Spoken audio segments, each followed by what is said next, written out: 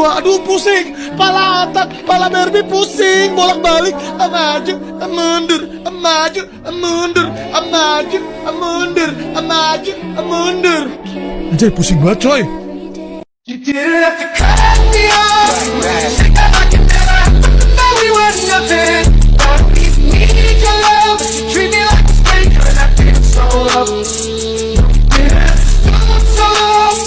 Had a friend got you, change your number. Just said I need that more. Now you're just somebody that I used to know. Now you're just somebody that I used to know. Now you're just somebody that I used to know.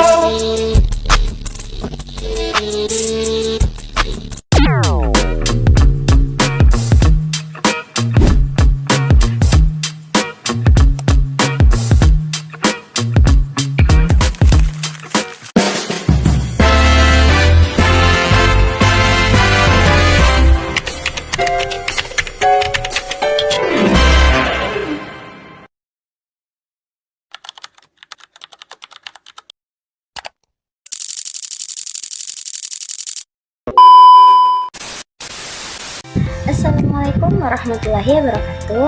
Hai teman-teman, perkenalkan saya Rizky Ramadhani Burhanuddin dengan NIM 25040 250 215. Saya dari program studi pendidikan masyarakat Universitas Negeri Makassar. Society 5.0 merupakan sebuah konsep masyarakat yang pertama kali diperkenalkan oleh pemerintah Jepang. Konsep ini menggambarkan suatu tatanan kehidupan masyarakat yang berpusat pada manusia, tetapi didukung oleh teknologi canggih. Teknologi yang dimaksud meliputi kecerdasan buatan atau artificial intelligence, Internet of Things, Big Data, robotika, dan berbagai teknologi digital lainnya. Jika pada revolusi industri 4.0, fokus utamanya adalah otomatisasi dan efisiensi kerja melalui mesin, maka pada Society 5.0 teknologi tidak hanya digunakan untuk meningkatkan produktivitas, tetapi juga untuk membantu menyelesaikan berbagai permasalahan sosial dan meningkatkan kualitas hidup manusia. Dengan kata lain, manusia tetap menjadi pusat utama, sementara teknologi hadir sebagai alat pendukung. Konsep inilah yang kemudian membawa pengaruh besar terhadap berbagai sektor kehidupan termasuk sektor pendidikan. Pendidikan nonformal merupakan jalur pendidikan yang dilaksanakan di luar sistem pendidikan formal, tetapi tetap memiliki tujuan pembelajaran yang jelas dan terarah.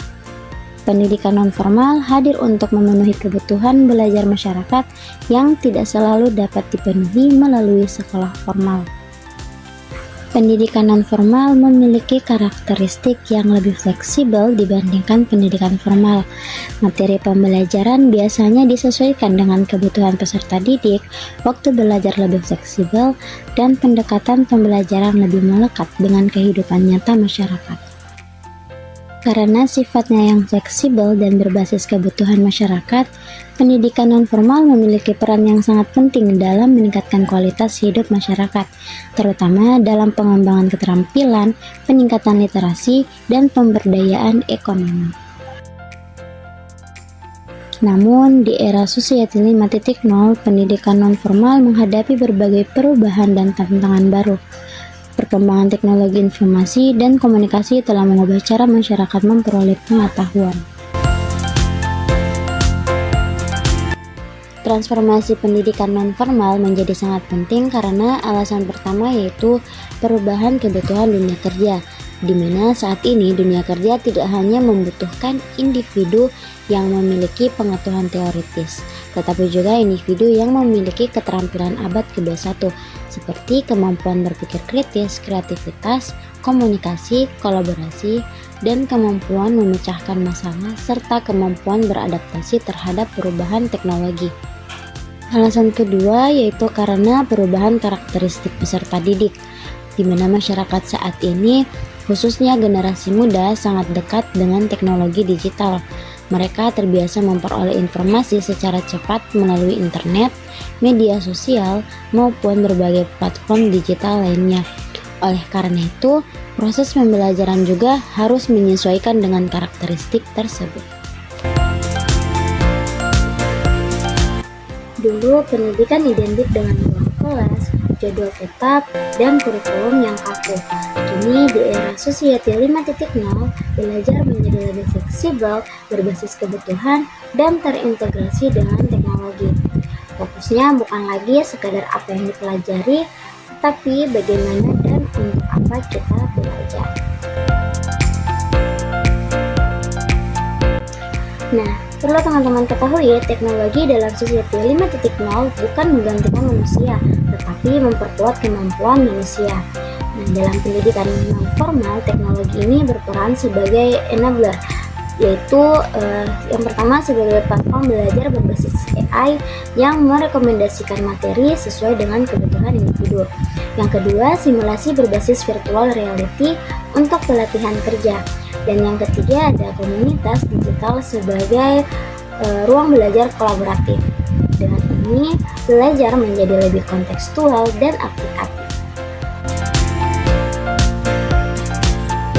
Nah, transformasi pendidikan non-formal tidak hanya pada teknologi, tetapi juga pada model pembelajaran seperti microlearning atau materi singkat, padat, dan langsung bisa kita terapkan. Dan yang kedua ada project based learning atau belajar melalui proyek nyata, bukan teori semata. Yang ketiga yaitu skill based certification atau pengakuan kemampuan tanpa harus melalui jalur akademik formal. Hal ini membuat pendidikan lebih relevan dengan dunia kerja dan kebutuhan masyarakat. Jadi transformasi ini membawa dampak besar seperti membuka peluang kerja baru berbasis digital, memberdayakan masyarakat marginal, dan mendorong lahirnya wirausaha baru. Pendidikan non-formal menjadi jembatan antara keterampilan dan peluang ekonomi. Namun, kita juga harus realistis, karena tidak semua orang memiliki akses teknologi yang memadai dan tidak semua mampu belajar mandiri tanpa bimbingan. Dan tanpa strategi yang tepat, transformasi ini justru dapat memperlebar kesenjangan. Kedepan, pendidikan non-formal harus bergerak ke arah kolaborasi antara pemerintah, industri, dan komunitas, harus bergerak ke arah integrasi teknologi yang human-centered dan penguatan literasi digital masyarakat. Karena di era Society 5.0, belajar bukan lagi pilihan, melainkan kebutuhan sepanjang hayat. Jadi dapat kita pahami bahwa transformasi pendidikan non-formal di era Society 5.0 merupakan sebuah kebutuhan yang tidak dapat kita hindari. Dengan memanfaatkan teknologi secara bijak, menyesuaikan pembelajaran dengan kebutuhan masyarakat, serta tetap menanamkan nilai-nilai kemanusiaan dan karakter, pendidikan non-formal akan mampu menciptakan individu yang adaptif, kreatif, inovatif, dan siap menghadapi masa depan. Sekian penjelasan singkat dari saya. Terima kasih telah menonton. Wassalamualaikum warahmatullahi wabarakatuh. See you.